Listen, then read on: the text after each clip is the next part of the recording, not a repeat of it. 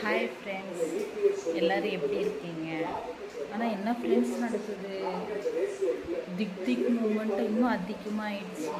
நேற்று எல்லாமே பண்ணுறேன்னு சொன்னாங்க அனதர் கட்சிக்காரங்க.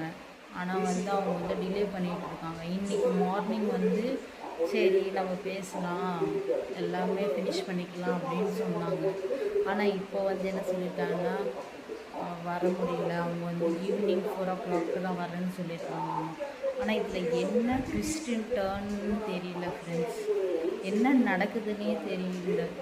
உங்களுக்கு தெரிஞ்சால் நீங்கள் கமெண்ட் பண்ணுங்கள் ஃப்ரெண்ட்ஸ். ஏன் இப்படி பண்ணிகிட்ருக்காங்கன்னு புரியல.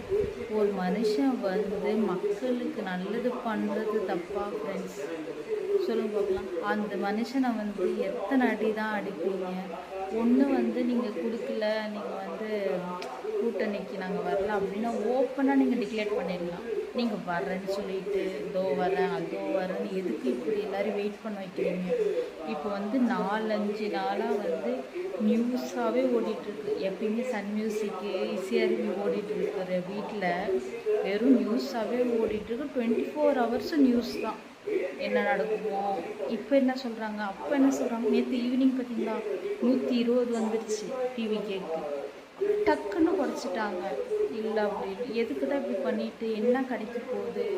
ஆனால் நான் எங்கள் தலைவர் வரட்டும், அதுக்கப்புறம் எல்லாத்துக்குமே இருக்குது.